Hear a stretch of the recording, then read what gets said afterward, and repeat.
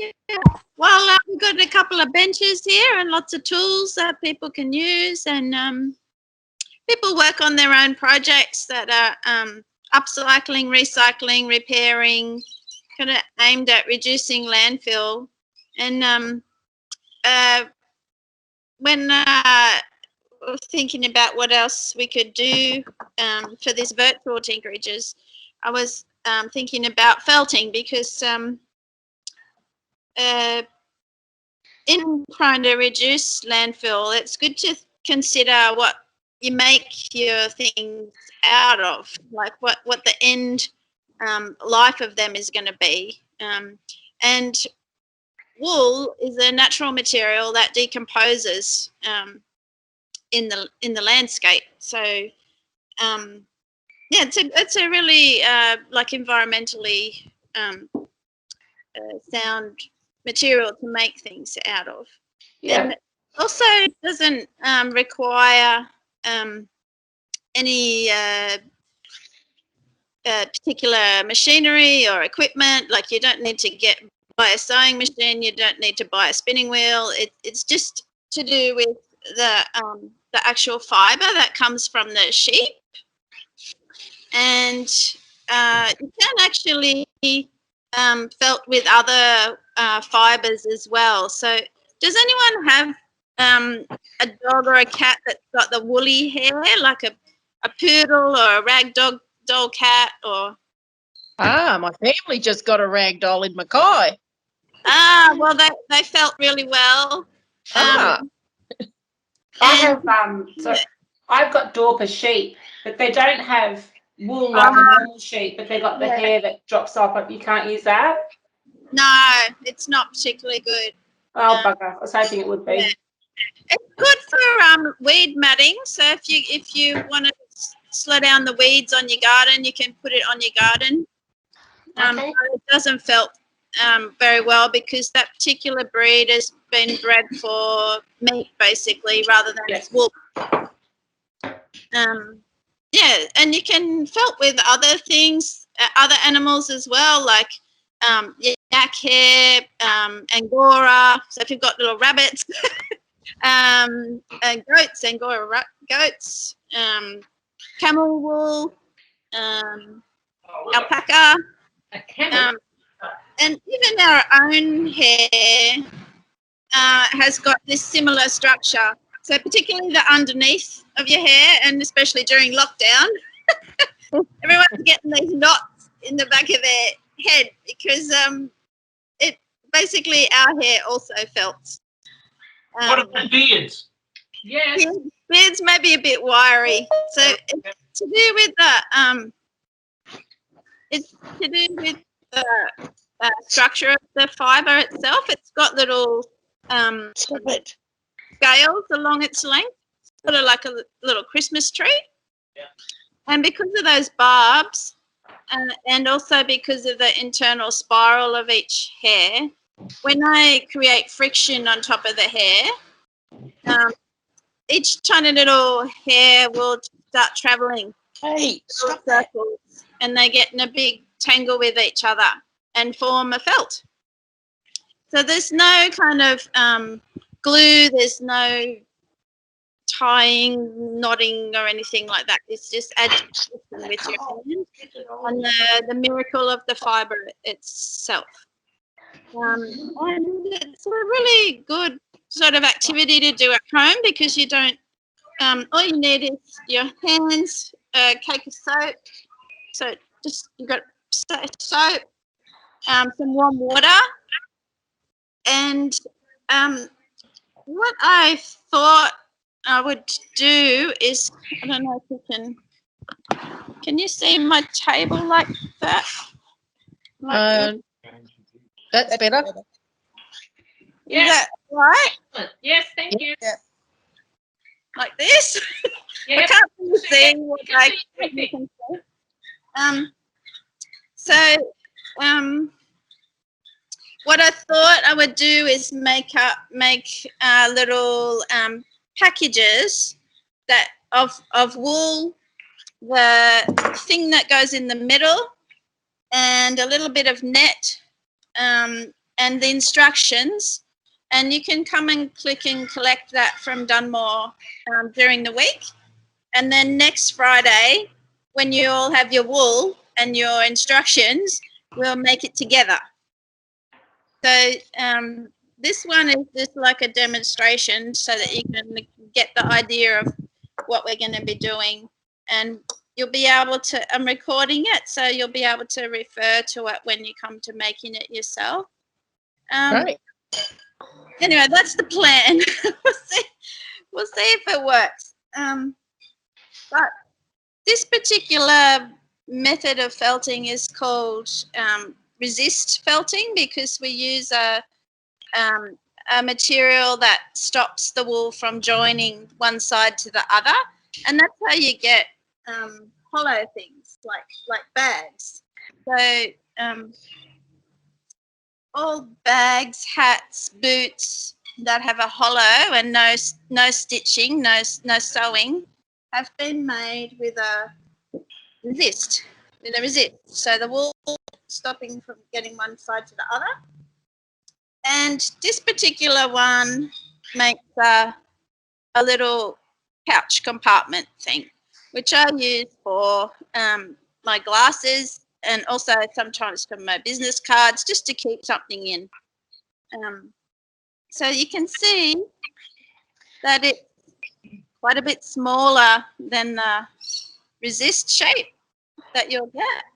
And what happens in that felting process when they all entangle is kind of a magical thing, because it starts from that size and goes down maybe to 50% of its size in the forming of the felt. So you'll see it change from this fluffy material into something that's really quite robust. Yeah, so I will just show you a little bit about laying out. So that one goes here. So when I'm starting, I have my wool, and I pull it by keeping my hands far apart, because the wool has a particular length to it, a staple, and we want to pull that apart. And then I split the sliver in length, and I'm going to lay my fibres vertically, horizontally, and then turn it over and do the same on the other side. And then I'm going to do the two diagonal directions. So eventually there will be 4 layers of wool wrapped around this thing. So when I'm pulling the fibre out, I put my hand right to the very tip of the hairs here, and I use a part of my hand to hold down the fibre, and I pull with the other hand. And I'm going to overlap the wool about 3 centimetres. And I overlap each row so that it's the same kind of uniform thickness all across the whole resist. If you miss a bit, or if a bit looks a bit thin, then you can pull a bit off and add a little bit.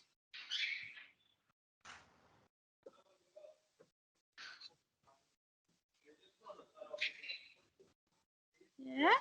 So I go all the way one direction, and then I'm going to go 90 degrees to that direction across.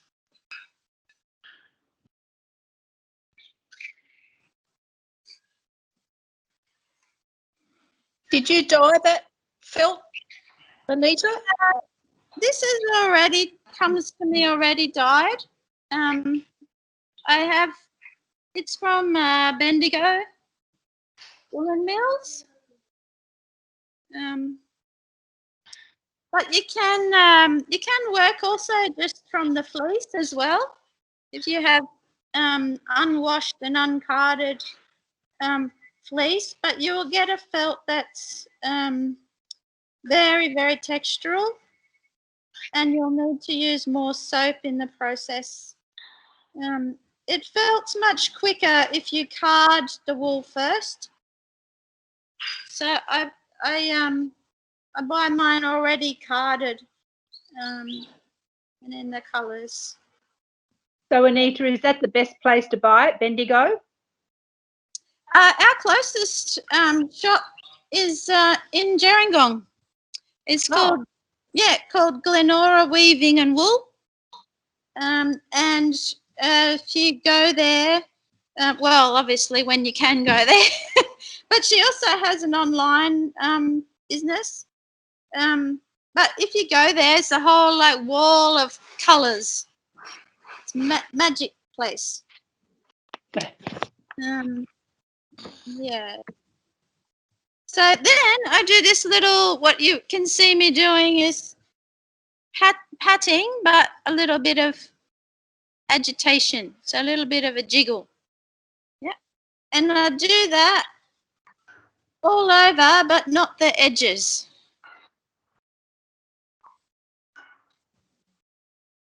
So the very edges, I leave them alone. And then I'm going to pick up the whole thing and flip it over so that my resist is on top. I'm going to get just some wet soap. Oh, makes a good. Can you hear that bell? Yeah. Just lovely. then. I just rub a little bit of wet soap around the edge. Any particular soap? No, you can use whatever you have on hand. Just not a Dove soap. You know how they put strange things in soap now? Yeah. You don't need moisturizers. You don't need a lot of soaps actually have flour in them, like fillers to make the soap cheaper, and all of that extra glug just stops the felting process. So you want just your sunlight soap or your olive soap, just the basic soap. You can use earth. Ian and Tracy soap. Yeah, Tracy soap, definitely.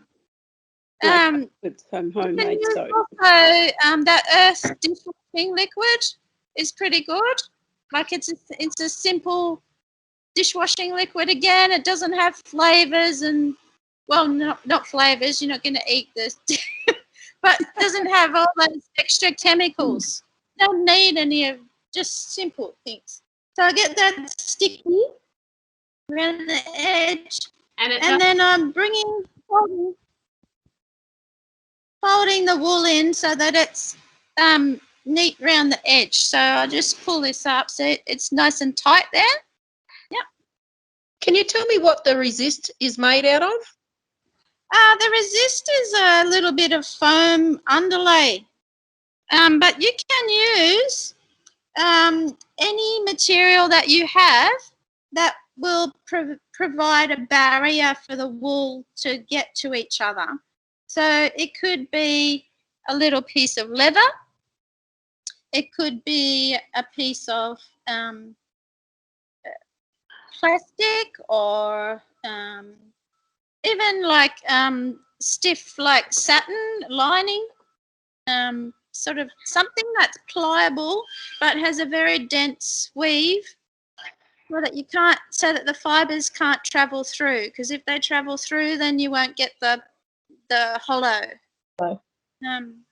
Yeah, so in the past, in history, they've actually used a felt as the resist, a fully formed felt, because this fully formed felt will not attach to new wool.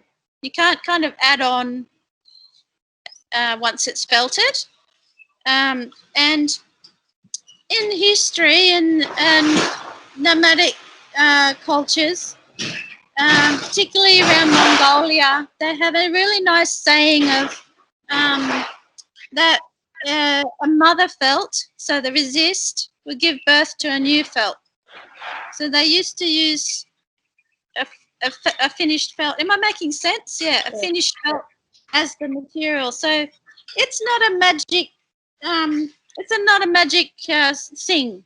It just needs to be pliable because you need to roll it later on, and it needs to be fairly stiff because you need to be able to wrap the wool around. So not too soft. So you will probably have something at home that you can use. What about an empty milk carton? Like the plastic- cardboard one? The plastic. The 2 litre plastic. Yeah. No, it needs to be able to be rolled. Oh. Okay. Yeah. So then I fill in that little bit that's left over with my 2 layers. And I just make sure that there's no holes. So you'll be able, if you can see the resist poking through, then you just put a little bit more wool there. So you continue on so that's completely covered with the 2 layers. So there's one going this way and one going that way around the whole thing. And then once you've done that, there's a little bit of skin felting. So this is the action of felting, but without water. But it's very gentle. Gentle is the key.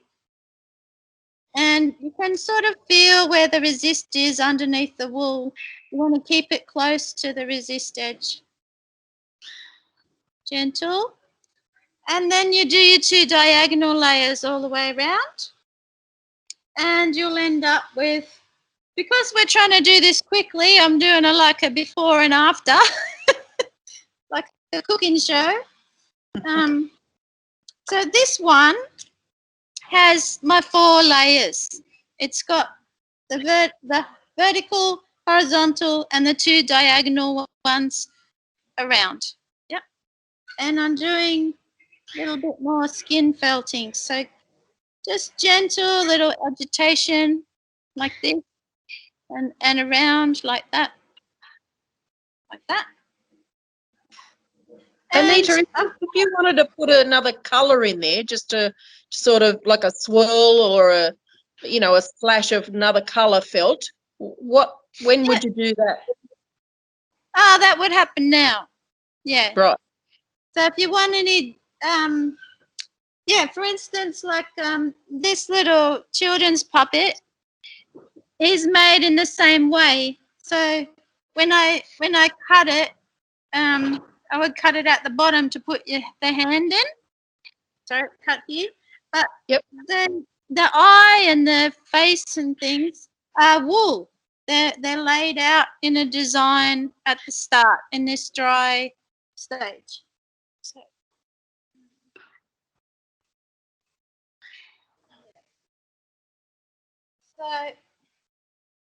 So different colour. Okay. Yeah, just make a little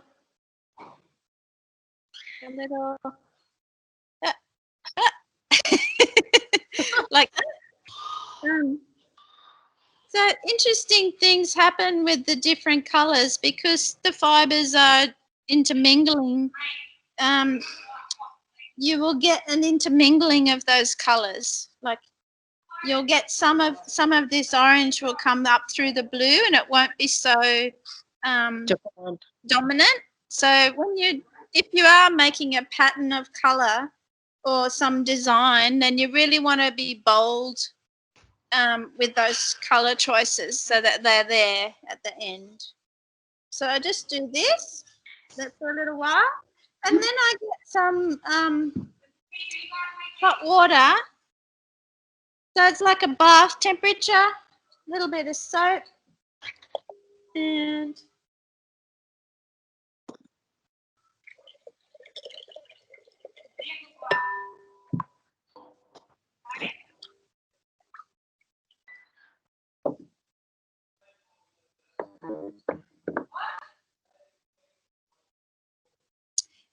I use a little bit of this terraline netting that you can find a lot of these at the op shops.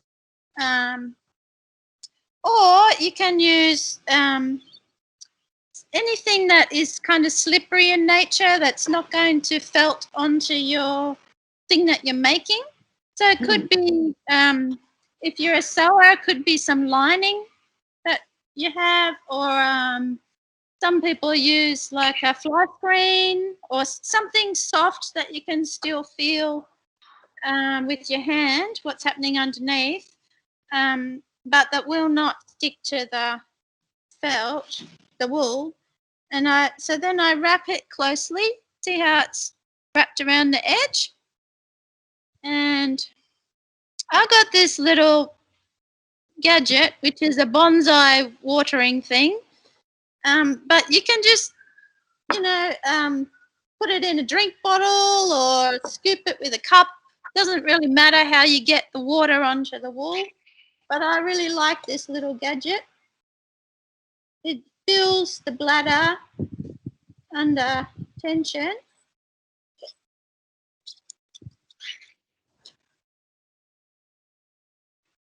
And then I'm sort of making this little massaging action with my hand. And I also put a little bit of soap on.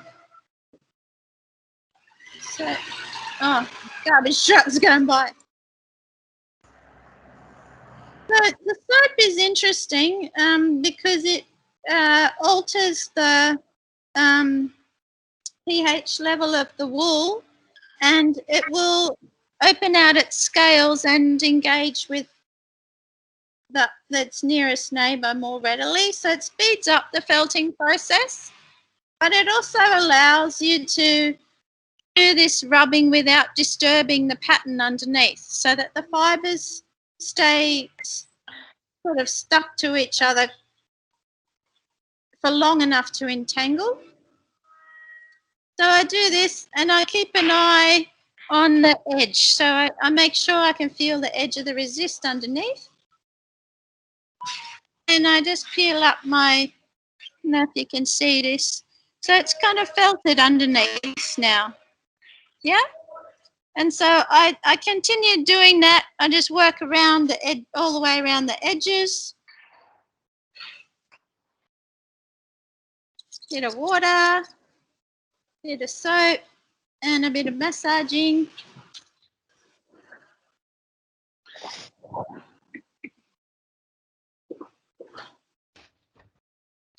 Has anyone made felt before? Yes. No. Yeah. What did you make? The table runner. Ah. Once Anita showed me how to do it. Oh, that Made looks a wacky creature, which has become a bit of a pen holder at my front door.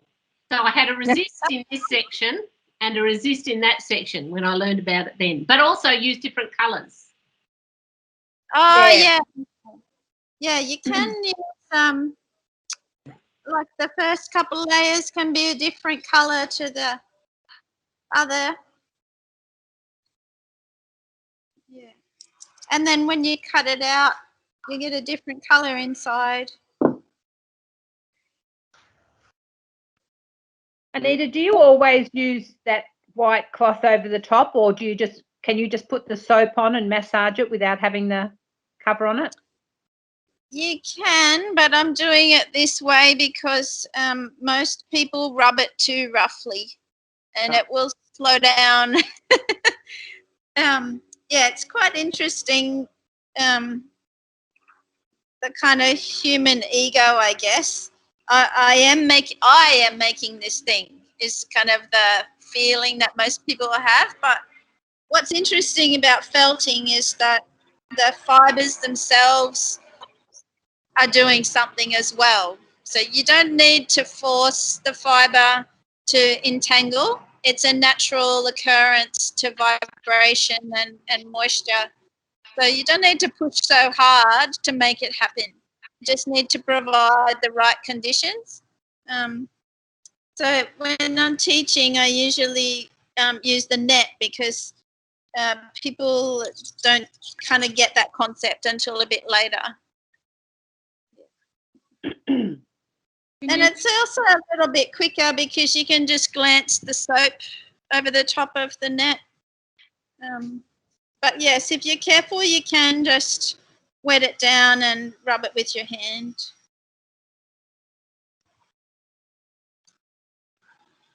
I've seen it at a lot of exhibitions at the Kiama show over the years of felt making.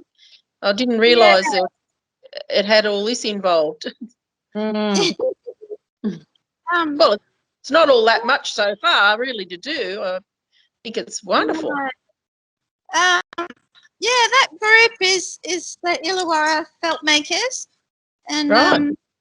it's a lovely bunch of people. I actually started that group. I think it's maybe 7 years ago. Yeah, great bunch of people, and there's Yeah. lots to do with felting as well. It's kind of something for everyone within that craft.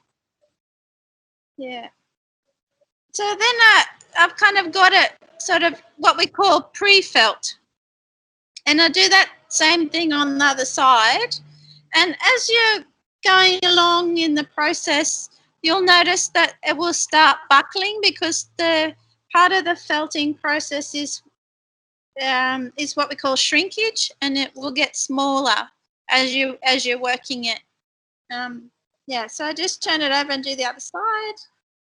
Is that just because the fibres are coming together, or because it's a natural fibre and that normally shrinks with hot temperature? It's because the fibres are like that when they're laid out, and then they do this.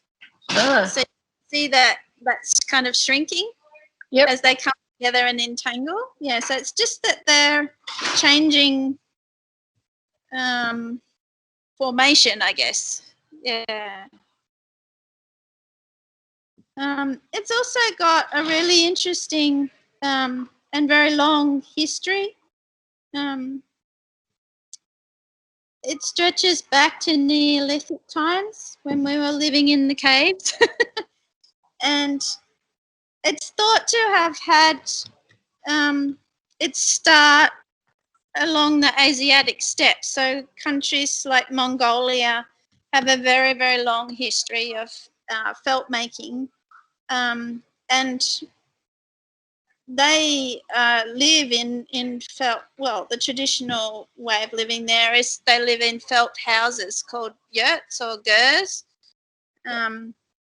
Yurt's actually the Russian word, but the gers, they have a felt wall and a felt ceiling, and they're made with the exact same principles, exact same actions. The same kind of rolling. They put on the water and soap, and this has been happening for thousands and thousands of years. It's quite interesting.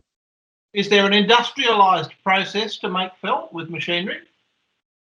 Yeah, there is. Yeah. So handmade felt you can recognise because there kind of gets to a point where the fibres are so compacted with each other, entangled with each other, that to create enough force or pressure just by the human hand, there's kind of an end point to that. Whereas with machinery, you can have big weights and stampers, and you can be feeding steam into it all the time. So that when they make industrial felt from wool, there's a lot of stamping with big weights and steam because heat is a factor in the speeding up the process. Well, I have seen felt hats made. So yeah, the stamping of the the shape and then the steam. Yeah. Yeah.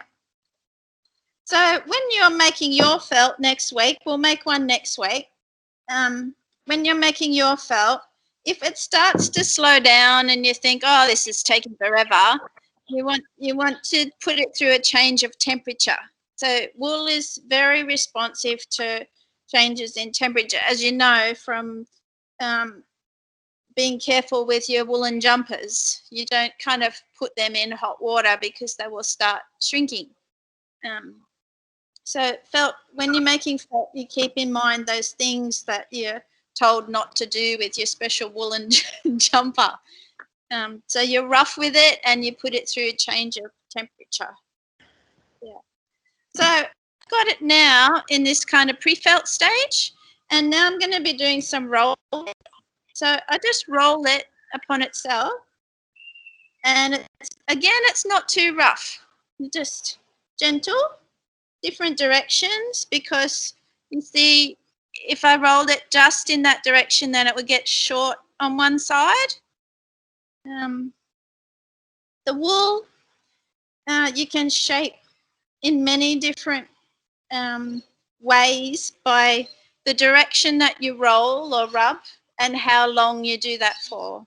So this shape I could make really, really narrow if I spent all my time rolling in that width, or I could make it short by rolling in the length. So if you want to maintain the proportions of your resist exactly as you had them, then you want to roll in different directions for sort of regular amounts of time. And it's starting to kind of shrink a little bit. You can see that it's not keeping shape. It's getting smaller than the resist. And sort of, is it just damp, Anita, or is it squishy? Yeah, it's wet. It's wet right through. Yeah.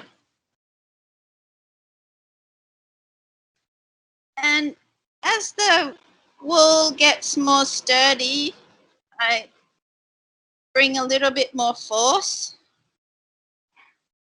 So the whole process is very incremental. You're quite gentle at the start, and then towards the end, very, very rough.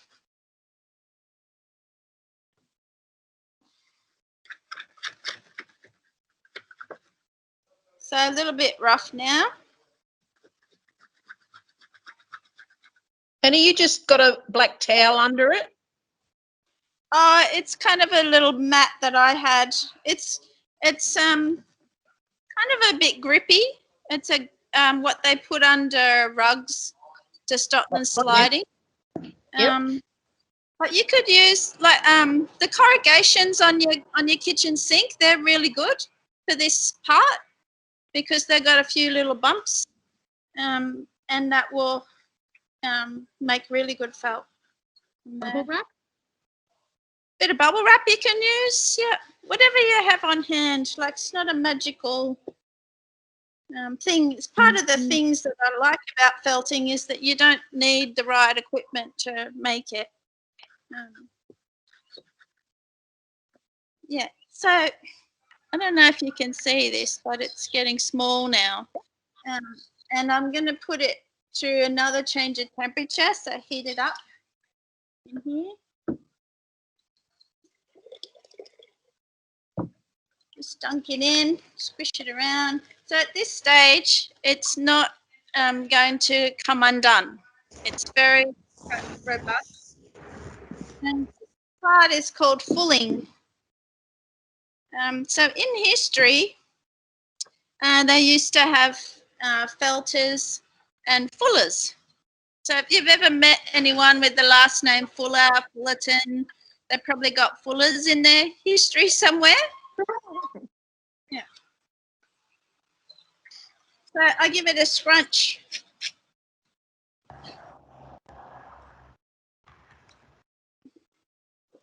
It's getting tiny. More rolling.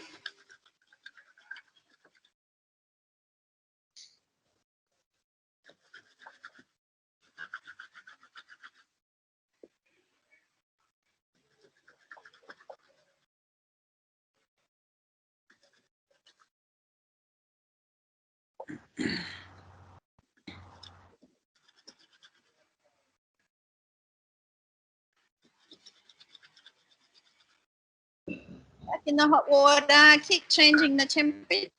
So as it cools down, you put it back in the hot water.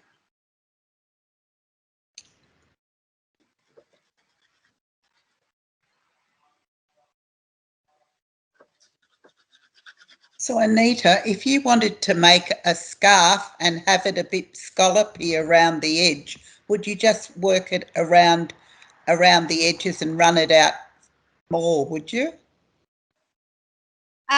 So scarves are without a resist, so that you just lay the wool on the mat. Yeah, or the wrap. Yeah. Oh, okay. This method is for making things that are hollow.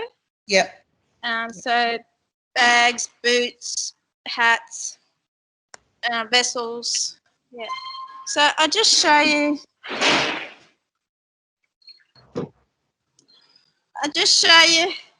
The shrinking. So this is, hang on. So this is how much it's shrunk so far. Wow. And once it gets to that point, I'm going to cut it open. So it can be cut open in many different directions. Like if I cut along here, then I would get more like a little purse, like a pencil case type length. Or for this design, I kind of cut like 2/3 along the length of the thing. So like here. Or you could cut right at the top and be able to put your hand in for a little pocket or vessel. So I'm going to make a little cut. Just across here.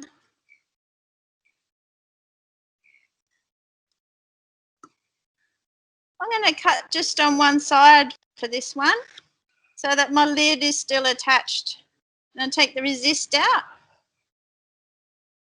and put my hand inside, and then I'm back in the hot water.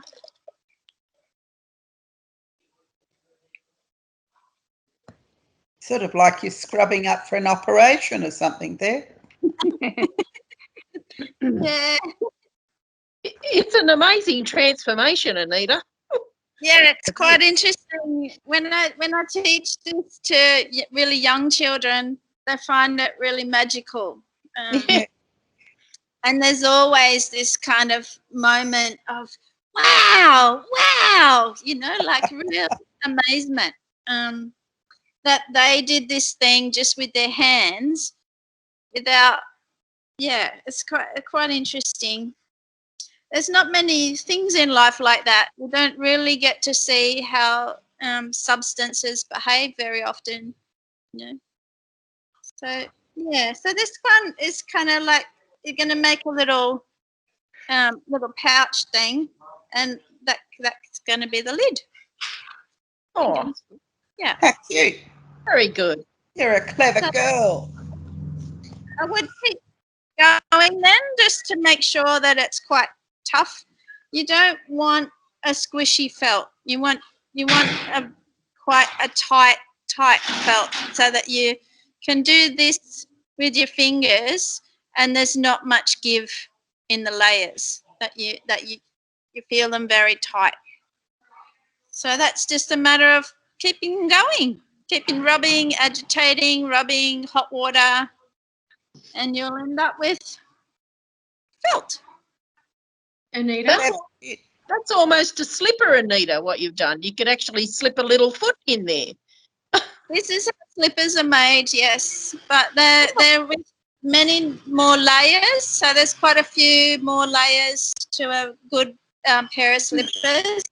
Right. And of course, you put them on your foot so that they're actually molded on your foot. So you have it on your foot and you're rubbing around like this with the foot. So you get the instep and the heel, and yeah. It's really fun making people a pair of slippers because it's very personal. Out of your cat. So next Friday, I thought we might have a go at doing it together, rather than just watching. So I don't know how this will work, but I'm hoping it will be fun.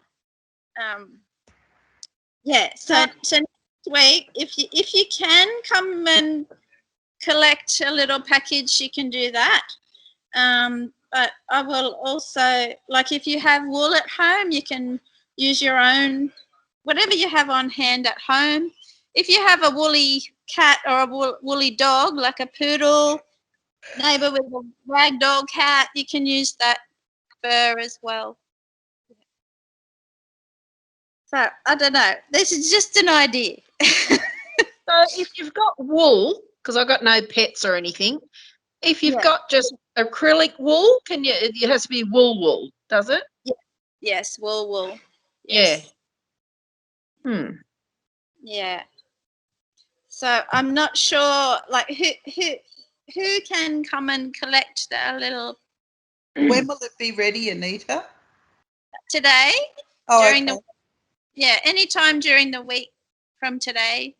Okay. I can go down there any time because I'm just down the road. I can.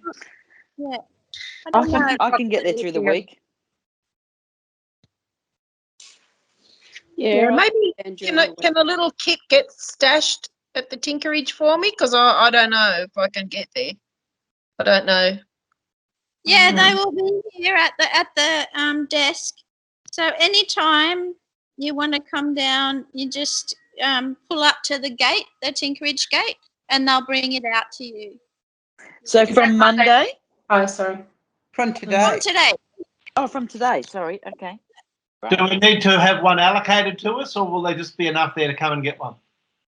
Well, I've got 12 ready, and there's I can make a few more. There's 10 people in this meeting, so yeah. Anita. Yeah. Anita. Yep. I've got the wool tops, the roving. So Great. I just need to know the size of your resist. Yeah. Okay. So you need 50 grams of wool. 50 grams. Yep. 50 grams, and the resist is 28 by 15 centimeters. And it's an oval.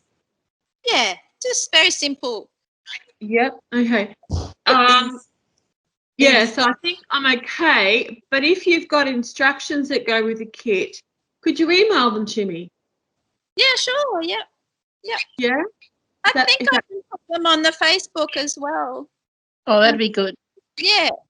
And then you can have it on the screen, and I'm just trying to work out how we can do physical things together. Because all this, the Zooming and the chatting's one thing, but it's kind of nice to do things together, I think. Yeah, I agree. Yeah. I can pick up some for anyone, but then I'm right in Shellharbour, so Yeah. if you come into Shellharbour, you can get it off me. Terry, I'd like you to do that for me, please. It's Patricia. Yep. Okay. Thank you. The other thing is colours. Like I have a few different colours of wool. Are you happy to just do random colours? I like brighter the better. I like. Right. Okay. Just random will do. I'll get whatever's there on the day. You keep going with that, Anita. How do we know how much further to go? Well, it The kind of squishy has bit. an end point, and then there's no give between the layers. Yeah, it's quite tough. I'm working it till it gets to that point because I want it to have a fair good longevity. I want it to be durable. And we'll feel that pretty much? Yeah, you will. Inexperienced You'll people? go, that's what you was talking about. Yeah, you will, because it just, when I did the ones with Anita, it was like you could feel it was just soft sort of, and it just gets tougher and tougher. Yeah. Right. So it's quite amazing, and it's really quick how you can feel it all pulling in together. Yeah. Oh, excellent. So it's quite amazing. Yeah, right at the end. Right at the end that happens. So and like Terry said, you know it. You can feel it. Yeah. Tracy just told me that we've got plenty of supplies, so no need to put one aside for us. But okay. someone else can enjoy all that. Yep. Good.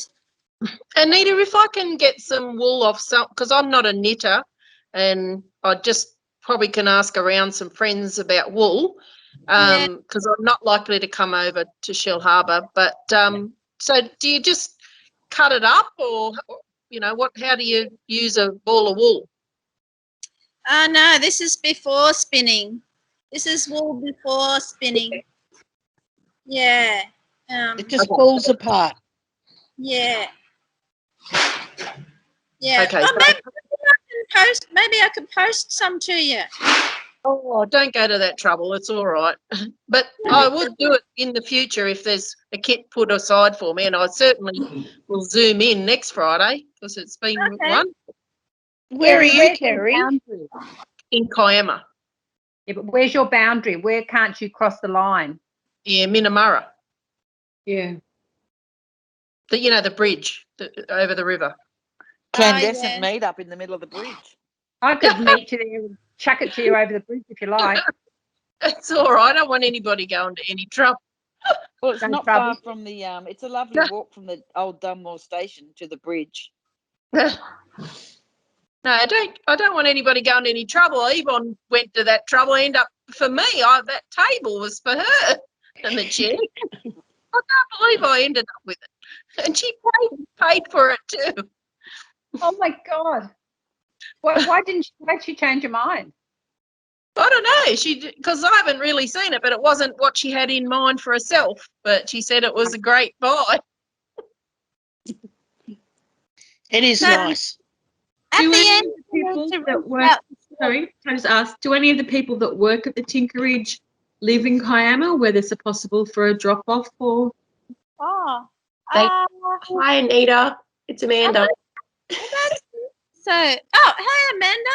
We're just talking about the logistics of getting. I've made up kits. Yeah. Felting. We're just talking about the logistics of how that's going to work. Yeah. I know. I'm putting Jared in it here now, but I know he is heading down to Kiama to pick up something special from Kiama next week for it's an essential thing.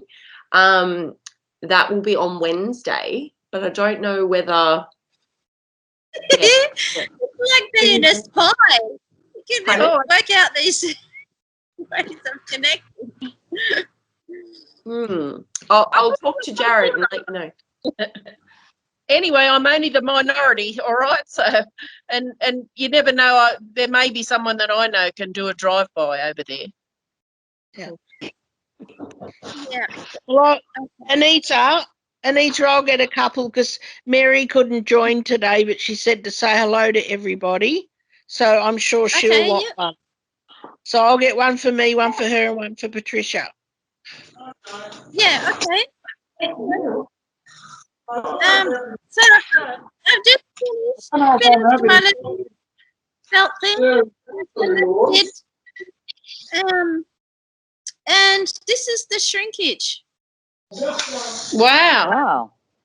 Fabulous. So when it's felted, it should be about half the size of what you started with. Yeah. Phenomenal. That's it. Oh, I can't wait. I'm really looking forward to actually doing something together. Yeah. Friday. But during the week, if you kind of gather the things that you have at home, and like I said, you can just make do with whatever you have on hand. So next week you'll need either a cake of soap or like some dishwashing liquid, like some soap. You'll need a bowl and hot water and a couple of pegs, 4 pegs, and the rest is in the kit. Oh, Beauty. Hey. and then the stuff underneath, the towel, and then the drawer liner. Yeah, it's in the kit. If you're not It's picking up, it's not a towel, it's a mat. yeah, it's just a little grip mat. If you are not picking up the kit, you can just do it on the corrugations of your sink. or on top of some bubble wrap or something that's rough. Yeah. Also, people in the past have used anything that's kind of lumpy is good because it provides a little bit more friction to the fibres. Yeah. I'm sure you can work out what you can use. A little washboard. Washboards are good, or a little sushi mat. Sushi mats are really good. Put that down and roll on top of it. A sushi mat. Yeah. Does shade cloth work? I thought shade cloth might be okay. Shade cloth is good. Yep. Yeah, I'm sure you can find whatever, you know. The fibres themselves are quite magical. It's not really about the equipment that you have. Yeah. And just remind me, you know how you used a piece of netting when you were doing the pre-felt? Yeah. Could you use fine tulle for that? Yes. Yep. Okay. Righto, cool. Yeah, fine tulle. This is good because it's quite slippery. Something that, what about satin or silk? Yep, not silk because it's a natural fibre. It will actually felt onto your thing. Oh, okay. So satin would be all right. Yeah, satin's good. Yep. Any sort of Do you use muslin? What was that? Muslin? No. Cotton No? will adhere. You want something that's synthetic. And because a natural fibre will actually join on to the other natural fibres of the wool. Okay. They'll be like each other. So you want something that is synthetic so it doesn't attract. Okay. Okay. Right. Well, it's all an experiment. I hope it works. It'll be nice. Yeah, that was cool, Anita. That was really cool. Thank you. Yeah, I enjoyed it heaps. Oh, good.